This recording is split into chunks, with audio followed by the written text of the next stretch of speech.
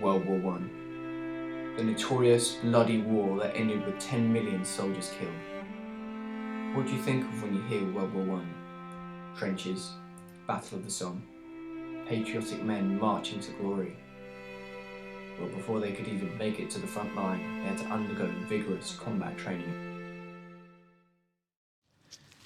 It's 19th of January 2015, -3 real feel. 100 years ago, 10,000 soldiers would be waking up in the morning in these tents out here at Happy Valley, ready to train.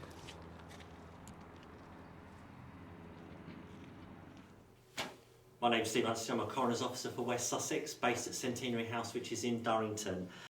Coroner's Service has been around since 1194, so it's the oldest jurisdiction, colonial jurisdiction out there. So it came in before civil courts, magistrates' courts, crown courts.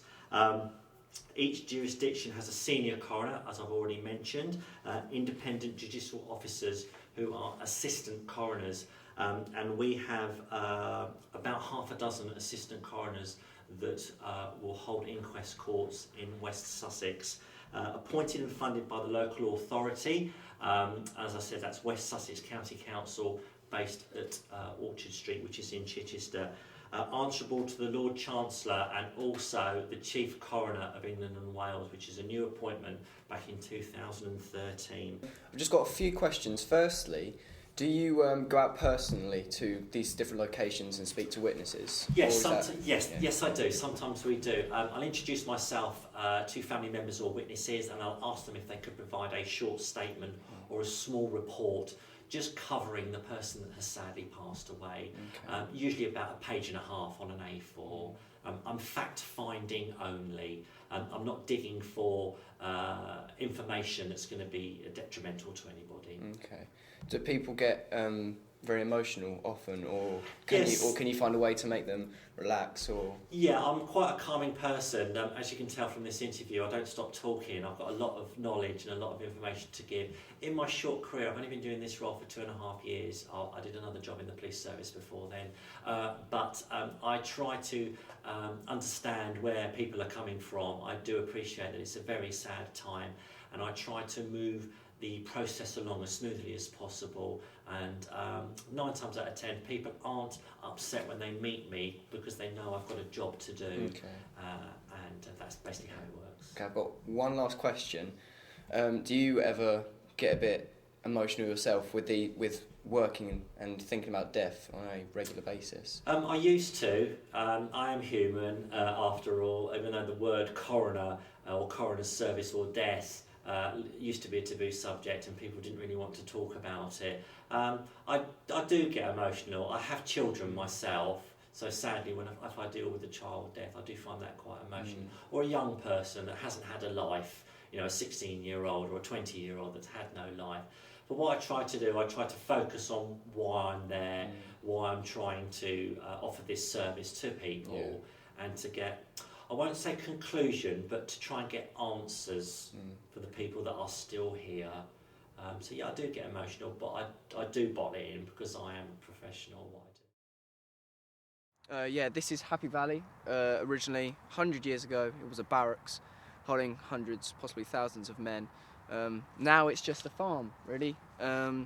Just a little horse field. A few months ago, we were here doing an excavation. We found quite a few interesting stuff, actually. It's just a small part of the entire camp, though. The rest of it is over there. Thousands of people, ammunitions, weapons, a huge facility across all these rolling hills. Unbelievable. So have you found any World War One stuff while you've been here, or? We have. What have you found?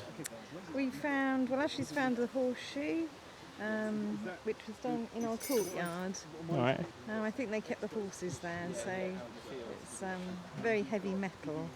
You'll be able to see it in a minute. Now we're going to go off into the unknown. We're going to take a walk down this path here. Like I said, we haven't been down here before. We don't know what we're going to find, but it's exciting. I mean, I know it's hard to imagine, but all of this huge, expansive vista was just covered in tents and barracks. And again, I'm not too sure what was going on here exactly, but no, it's very, very odd to think about. Unfortunately, a lot of the people who came here didn't ever leave. That's what this documentary is going to be about, the deaths that occurred at this camp. I mean, most people think about the deaths happening on the battlefield, you know, Battle of the Somme, stuff like that, but there are lots of tragic stories actually about people who never even made it out of the training camp. How did you know Joseph? Joe and I were both in the 10th Brigade of the Canadian Expedition. We were both stationed at Shoreham Army Camp together. And what can you remember about the day he died? It started just as a normal day in the camp. It was a fairly dry, sunny, typical day in May. In the morning, Joe said he felt a bit ill, and if he wasn't going to get better, he was going to see the medical officer. I just assumed it was a cold or something, really. At about 1:45,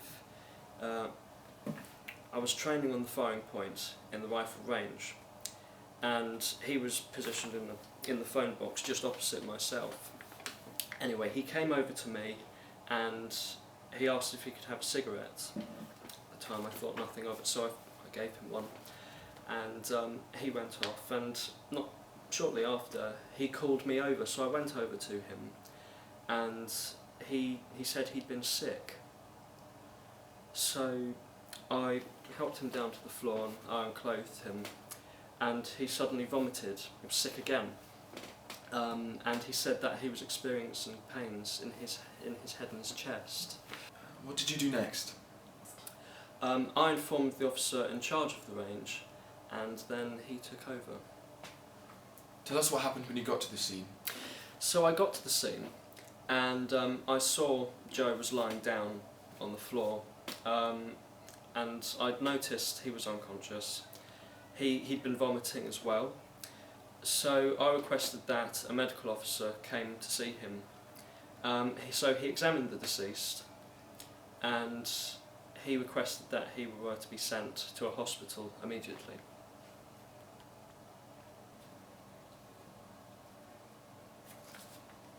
What happened after the ambulance arrived? Joe was moved to the 2nd Eastern General Hospital in Dyke Road. I accompanied him there. We were waiting about 20 minutes or so, and before he was taken to the St Mark's School Branch, Kemptown, but the deceased died just before we arrived. I realise this must be hard for you.